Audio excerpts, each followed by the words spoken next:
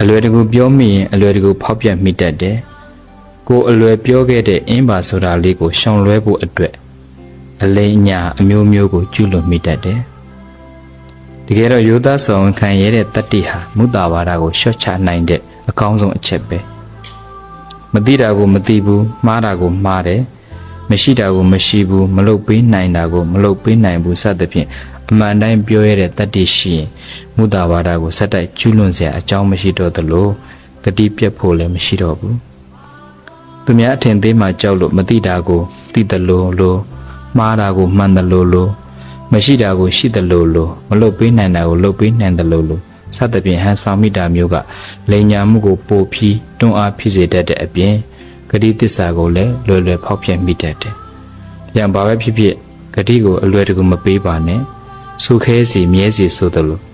လုပ်ပေးနိုင်ပါမှဂတိပေးပြီးပေးတဲ့အတိုင်းတည်အောင်ကြိုးစားပါ။ရိုးသားမှုဆိုတာအကျိုးများမှုကိုဖြစ်စေတတ်တဲ့အတွက်ငါတွေပေးဖယ်ပြီးရိုးသားစွာဝန်ခံရတဲ့တတ္တိနဲ့တခါတည်းပြီးမဲ့ကိစ္စကိုအခါခါရှောင်လွှဲပြီးလိန်ညာမှုကိုအကျဉ်းချင်းကျွလွန်တာမျိုးမဖြစ်ပါစေနဲ့။ဒါကကိုယ့်ကိုဆုံးမခြင်းအပိုင်း16မှာဘုန်းကြီးတို့ရေးထားတဲ့စာစုလေးပါအာနာလို့အင်းပါဆိုတာမျိုးကတဲ့မုဒ္ဒဝါဒကိုအကျဉ်းချင်းကျွလွန်မိတတ်တယ်တကတိကိုအလွယ်ပေးတာကမုဒ္ဒဝါဒကိုအလွယ်တကူကျွလွန်ဖို့အကြောင်းအများကြီးရှိတယ်ဒီအာနာဆိုတဲ့စကားလေးကလည်းပဲဘုန်းကြီးတို့မြန်မာလူမျိုးတွေမှာပဲရှိသလားတော့မသိပါဘူးနိုင်ငံခြားတွေမှာတော့သူတို့ဥရောပတိုင်းပြည်တွေမှာတိုးတက်တဲ့နိုင်ငံတွေမှာကြတော့အာနာတယ်ဆိုတဲ့စကားလုံးကတော်တော်ရှားခက်မကြိုက်ရင်မကြိုက်ဘူးမသိရင်မသိဘူးမရှိရင်မရှိဘူးဒီလိုပဲတခါလဲပြောလိုက်တော့လိန်ညာစရာလည်းအကြောင်းမရှိဘူးဆက်ပြီးတော့လည်းပဲဒီဂတိဖောက်ပြက်စရာလည်းအကြောင်းမရှိဘူးဘုန်းကြီးတို့နိုင်ငံသားမှာနေတဲ့ဥရောပနိုင်ငံတွေရောက်တယ်ဘုန်းကြီးဆိုပြီးတော့လည်းပဲအာနာပါနာနဲ့လိုက်လာတာမျိုးအာနာပါနာနဲ့အကူအညီပေးတာမျိုးသူတို့ကသိမရှိဘူးဘုန်းကြီးအကူအညီသွားတောင်းလို့လည်းပဲအားရင်လည်းအားမကူညီပေးနိုင်တယ်အားရင်လည်းပဲမဟုတ်တဲ့အခါလဲပြောလိုက်တော့သူကသူ့အချင်းနဲ့အမှန်အောင်ပြောလိုက်တော့ကိုကလည်းပဲဘာမှဒီအပေါ်မှာမျောလင့်စရာအကြောင်းမရှိတော့ဘူးဗမာလူမျိုးတူဆိုရင်တော့သူကအားနာလို့ရပါတယ်ဖះဆိုပြီးတော့အာနာပါနာနဲ့ဆရာတော်တွေကိုခဏစောင့်ခိုင်းရင်တခါကြညနေမိုးချုပ်တဲ့ဒီစောင့်လိုက်ရတာလေအများကြီးရှိတော့ဗမာလူမျိုးတွေမှာအားနာတဲ့စိတ်ကဂတိကိုအလွယ်တကူပေးပြီးတော့အလွယ်တကူဖြတ်တတ်တဲ့အကျင့်လေးရှိတယ်ဘုန်းကြီးကိုရီးယားမှာလည်းပဲအဲ့လိုပဲကိုရီးယားလူမျိုးတွေလည်းတိတ်တော့အာမနာတတ်ဘူးသူတို့ကအာမနာတတ်တော့ဘယ်လောက်ထိအာမနာလဲဆိုရင်တခါတခါဘုန်းကြီးတို့ကတရားဝေးရှိတယ်တရားသွားပြတယ်တရားသွားပြလို့စွန်းစားတွေပင့်နေဆိုရင်အဖော်တစ်ပါးရှိလို့အဖော်တစ်ပါးခေါ်သွားတာတော့မှစွန်းနေပါရဲ့ကတ်တယ်ဓမ္မပူဇာလှူတယ်ဆိုရင်ဓမ္မပူဇာလှူလို့ရှိရင်ကိုကတော့သင်တန်းပြတဲ့အတွက်သင်တန်းပြပေးတဲ့ဘုန်းကြီးပဲလှူတယ်ဘေးကပါလာတဲ့ဘုန်းကြီးမလှူဘူးသူတို့ကဗမာပြည်မှာဆိုရင်တော့ဒါနှစ်ပါးကြွလာရင်နှစ်ပါးလုံးအာနာပါနာနဲ့နှစ်ပါးလုံးတာနာကိုစိတ်ကြီးညိုတဲ့စိတ်နဲ့လှူပြမှာဒါပေမဲ့သူတို့ကမဟုတ်ဘူးလုပ်ပေးတဲ့ဘုန်းကြီးပဲကြီးညိုတယ်လှူတယ်အဲ့လိုမျိုးဆိုတော့ဒါပေးလို့ဒါလုပ်တယ်ဆိုတဲ့သဘောမျိုးတွေသူတို့နိုင်ငံတွေမှာသိရှိတယ်တခါကြတော့အဲ့ဒီဗမာလူမျိုးတွေရဲ့အာနာလို့အင်းပါဆိုတဲ့လိုက်လျှောတာတွေကအကျဉ်းချင်းသူကအလွယ်တကူဂတိပေးလိုက်တယ်အလွယ်တကူဖောက်ဖျက်လိုက်တယ်အလွယ်တကူမုဒ္ဒဝါဒကိုကျူးလွန်နိုင်တယ်ဆိုဒါတွေကလည်းရှောင်ကျင်ရမယ်အကြောင်းနေပဲချို့ကစကားကိုအလွယ်ပြောတယ်ပြီးလို့ရှိရင်အလွယ်တကူပဲဖောက်ဖျက်လိုက်တယ်မသိကြအောင်ပဲစောင့်နေလိုက်တော့တာတခါကကိုကပြောလိုက်တဲ့အလွယ်ပြောတဲ့စကားကတစ်ဖက်သားကအတီးယူပြီးတော့မှတ်ထားလို့ရှိရင်သူဟိုဘက်ကမျောလင့်နေတာကိုကတော့မေးပြောက်ပဲနေတာဆိုတော့တခါကနောက်တော့ကို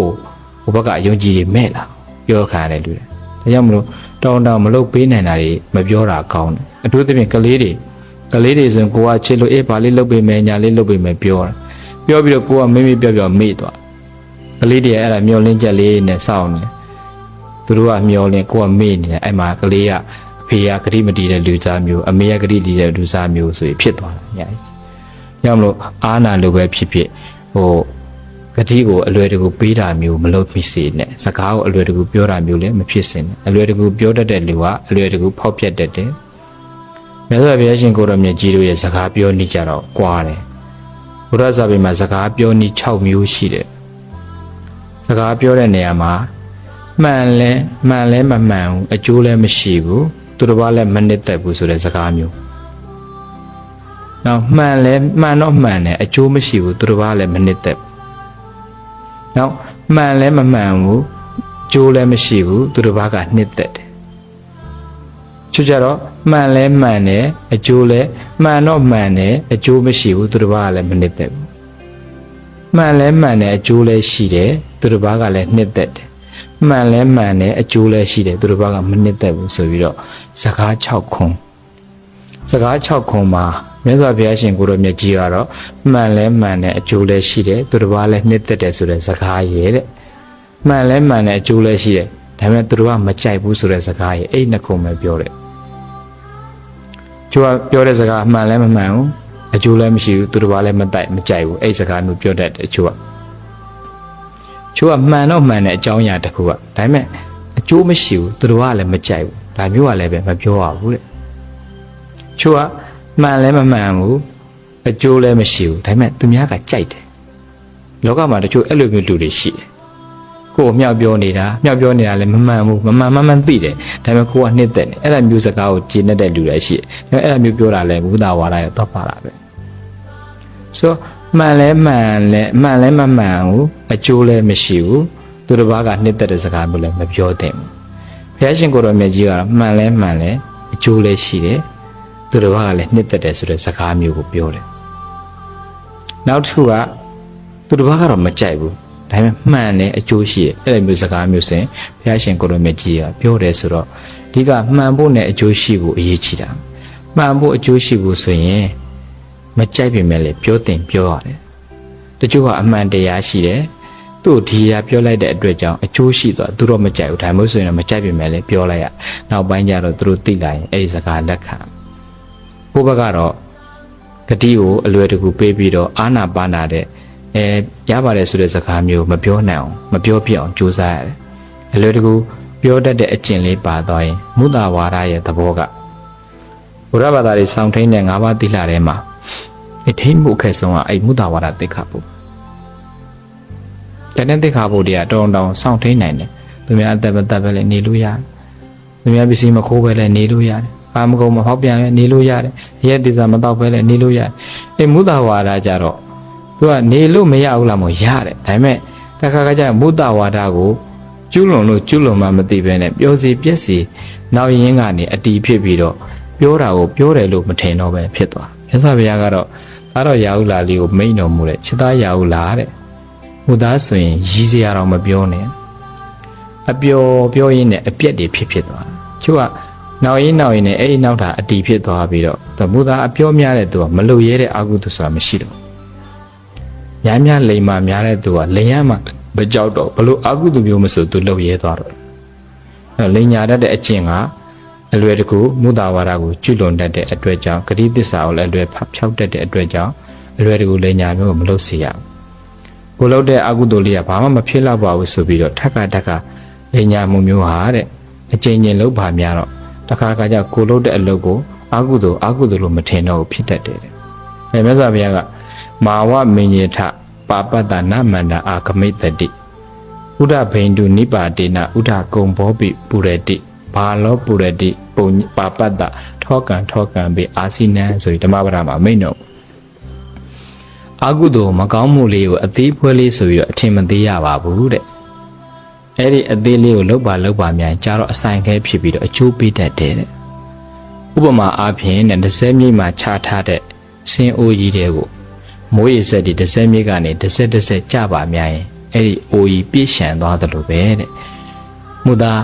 ဝါဒအကုသိုလ်အသေးလေးဆိုပြီးတော့လည်းပဲအထင်သေးပြီးတော့အစမလုပ်ရဘူးတဲ့လောက်ပါများအကုသိုလ်ကလည်းအဆိုင်ခဲဖြစ်အကျိုးပေးတတ်တယ်အဲ့တော့အကုသိုလ်လေးကအသေးပွဲလေးဆိုပြီးတော့ကိုကအလွယ်တကူတော့သွားပြီးတော့လုံးပြီးမယ်စိတ်မကူမဲ့နဲ့စိတ်မကူမိစင်နဲ့လုံးမိရင်သူကလုံရင်းနဲ့အကုသိုလ်လို့မထင်တော့ဘုန်းကြီးတို့ဈေးထဲမှာအဲ့ငါးရောင်းနေတဲ့ငစိမ်းတယ်တွေကိုပဲကြည့်ပါဦးငါးကောင်းကိုစထုတာပဲငါးကောင်းကိုထုခါစားသူက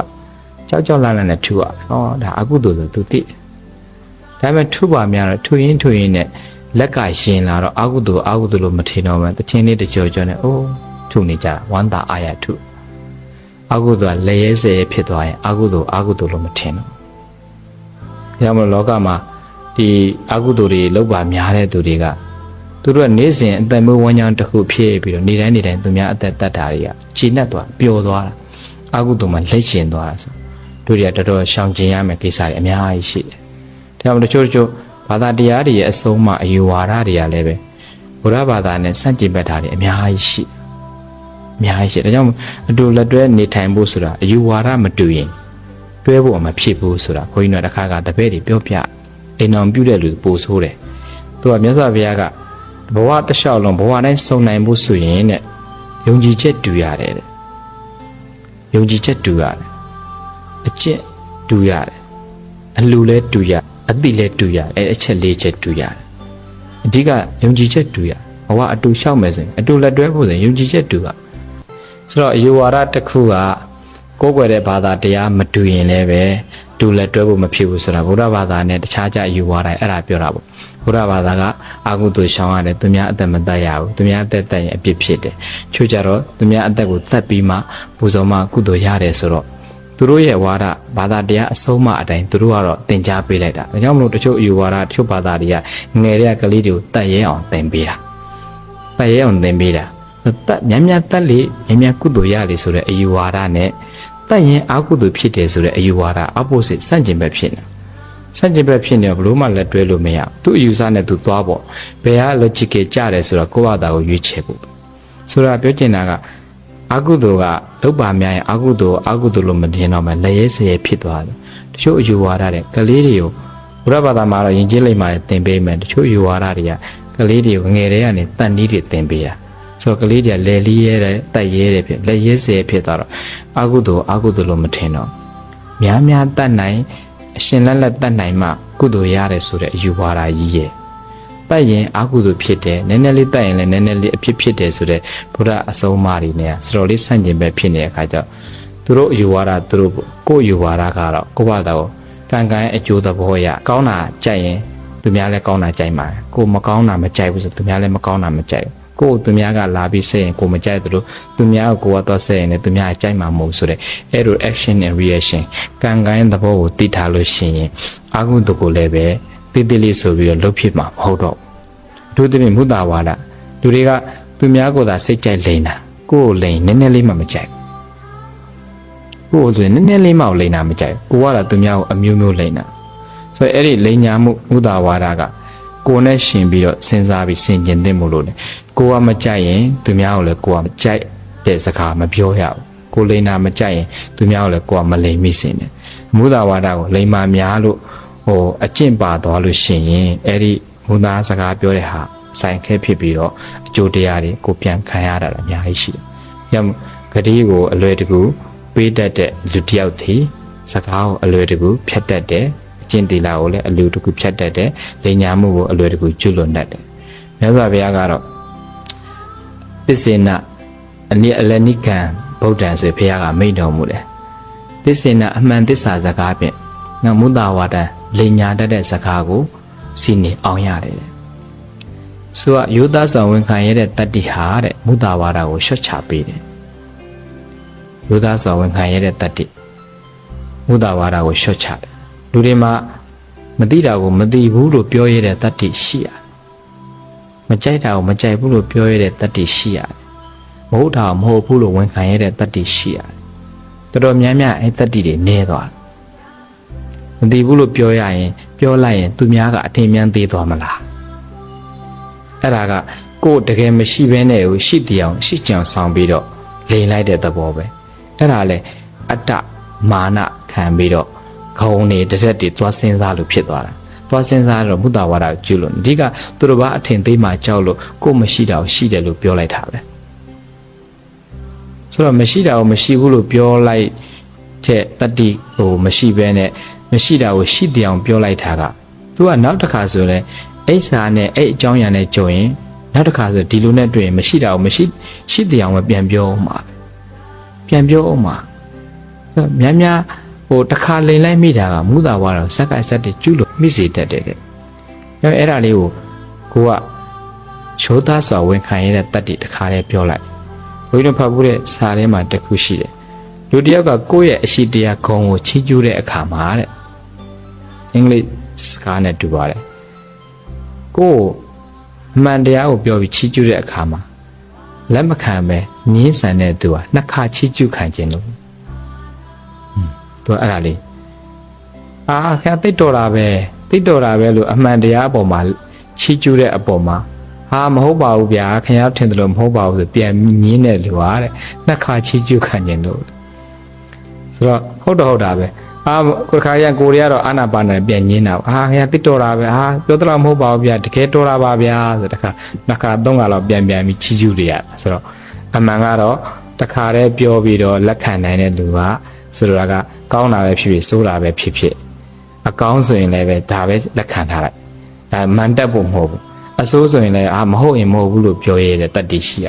မဟုတ်ရင်မဟုတ်ဘူးလို့ပြောရတာကဒါကရှက်เสียမဟုတ်တာဟုတ်တယ်လို့ထင်ပြီးဟုတ်တဲ့ရောင်ဆက်ပြီးတော့ပြောနေတာကအဲ့ဒါရှက်เสียဒါတော့မမှန်တော့မမှန်ဘူးလို့ပြောရတာကရှက်เสียမဟုတ်အဲ့ဒါတတ်တည်လို့ခေါ်တယ်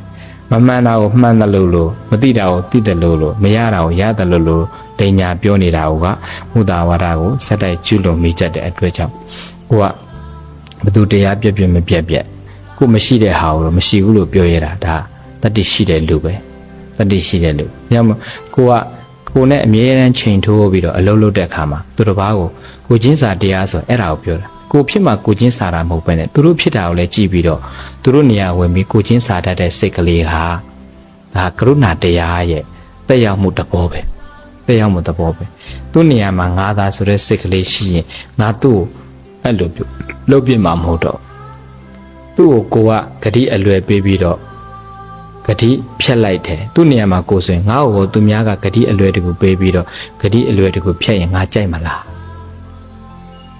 ငါ့ကိုသူများကလိန်ပြီးတော့ပြောရင်ငါဟောကြိုက်ပါမလားဆိုတဲ့အတွေးတွေနဲ့ငါလည်းမကြိုက်ဘူးငါလည်းဂတိတည်တဲ့လူပဲကြိုက်တယ်ငါဂတိဖြစ်တဲ့လူမကြိုက်သူများလည်းငါလိုပဲဖြစ်မှာပဲဆိုတဲ့အဲ့ဒီခံယူချက်နဲ့ကိုချင်းစာတရားထားရင်အလွယ်တကူဂတိပေးပြီးတော့အလွယ်တကူဖောက်ပြတာမျိုးမလို့ဖြစ်တော့အလွယ်တကူလိန်ညာပြီးတော့အလွယ်တကူကျွလွန်တာမျိုးလည်းမဖြစ်တော့ဒါကြောင့်အာနာပါနာနဲ့အင်းမာဆိုတာမျိုးကဂတိကိုအလွယ်တကူဖောက်ပြတဲ့အတွက်ကြောင့်ကိုကအလွယ်တကူဂတိကိုဖောက်ပြတဲ့ဟာမျိုးမဖြစ်အောင်မသိရင်မသိဘူးမကြရင်မရဘူးမကြရင်မကြိုက်ဘူးဒီလိုရဲပြောရဲတဲ့ဆွမ်းအားရှိရတယ်လူတွေမှာပြောရဲတဲ့ဆွမ်းအားမရှိဘူးဆိုတာကသူကကို confidence မရှိတာပဲကိုယုံကြည်မှုမရှိတာဘာလို့ယုံကြည်မှုမရှိလဲကိုရဲ့ character ဘိုင်းမှာအားနေလို့ယုံကြည်မှုမရှိတာသီလဘိုင်းအားနေတဲ့သူကယုံကြည်မှုအားနေတယ်ကိုကမဟုတ်တာလုပ်ထားတဲ့လူတယောက်ကဘလို့မှယုံကြည်မှုအားမရှိနိုင်တော့ဆိုတော့သီလမလုံတဲ့လူကယုံကြည်မှုမရှိဘူးတတိမရှိတော့ဘူးပြိတ္တတဲ့မဝင်ရဘူးဆိုတော့ကိုယုံကြည်မှုရှိဖို့ဆိုရင်ကိုယ်တိုင်လည်းပဲကိုချင်းတရားကောင်းအောင်လုပ်ရတယ်ကိုယ်တိုင်လည်းသီလပြည့်စုံအောင်လုပ်ရတယ်ကိုယ်တိုင်လည်းအရေးရှင်းရှိအောင်လုပ်ရတယ်အဲ့လိုသီလလည်းရှိတယ်အကျင့်လည်းကောင်းတယ်အရေးရှင်းရှိတယ်ဆိုယုံကြည်မှုရှိပါတယ်ယုံကြည်မှုရှိတဲ့လူတယောက်ကမုဒ္ဒဝါဒကိုကျွလွန်စရာမရှိတော့ဘူးဂတိကိုလည်းဖျောက်ဖျက်စရာမရှိတော့ဘူးအောင်မြင်တဲ့သူတွေကိုတော်တော်များများကြည့်လို့ရှင်အလွယ်တကူဂတိမပေးဘူးပေးပြီးသားဂတိကိုလည်းပဲအလွယ်တကူမဖောက်ဖျက်ဂတိကိုတီးအောင်လုပ်ဆိုခဲစီမြဲစီဆိုတဲ့စကားကအမြင့်ရောက်တဲ့လူတွေမှာအများကြီးရှိတယ်။ဒါကြောင့်ကိုတွေကသူတို့ကိုကြည့်ပြီးတော့ကိုယ့်ဟာတာကိုလည်းလေ့ကျင့်ရမယ်။ငါကစကားကိုအလွယ်တကူပြောတတ်လားအလွယ်တကူဖောက်ပြတတ်သလား။စကားကိုအလွယ်တကူပြောတတ်တဲ့လူပြောတတ်ပြီးတော့အလွယ်တကူဖောက်ပြတဲ့သူဟာမုဒ္ဒဝါဒကိုအချိန်ချင်းကျွလွန်နိုင်တဲ့သဘောတွေရှိတတ်တဲ့အတွက်ကြောင့်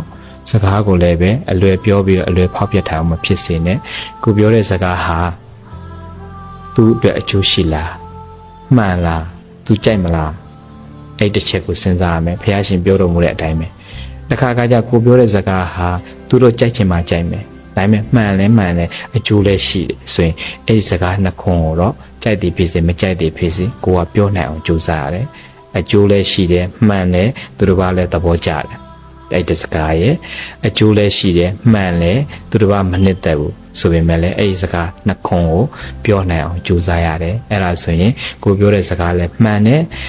အတွက်ကြောင့်ကိုရဲ့ပြောတဲ့စကားမှာမုဒ္ဒဝါဒမပါဘူးမုဒ္ဒဝါဒမပါတဲ့အတွက်ကြောင့်အလွယ်တကူဖောက်ပြစရာလည်းမရှိတော့တဲ့အတွက်ကြောင့်အာလုံးသောပရိသတ်များကစဉ်းစားရမှာကဂတိကိုအလွယ်တကူပေးတဲ့သူဟာ မုဒ္ဒဝါဒကိုအချိန်လုံးကျွလွန်တတ်တယ်လို့အာနာပါနာအင်းပါဆိုတဲ့လောက်တတ်တဲ့အချင်းလေးဟာလည်းပဲအလွယ်တကူဖောက်ပြတ်တတ်တဲ့အတွက်ကြောင့်မုဒ္ဒဝါဒအလွယ်တကူကျွလွန်တတ်တဲ့အတွက်ကြောင့်ကိုပြောတဲ့စကားဒီဆိုခဲစီမြဲစီဖြစ်အောင်ကြိုးစားပါကိုမမှန်တာမကြိုက်တယ်လို့သူများလည်းမမှန်တာမကြိုက်တဲ့အတွက်ကြောင့်ကိုလည်းမမှန်တဲ့စကားကိုမပြောဘဲမှန်တဲ့စကားကိုသာပြောပြီးတော့မိမိသူတော်ဘာအကျိုးများတဲ့စကားကိုသာပြောဆိုနိုင်ကြတော့သူတော်ကောင်းများဖြစ်ကြပါစေကုန်တော့တည်း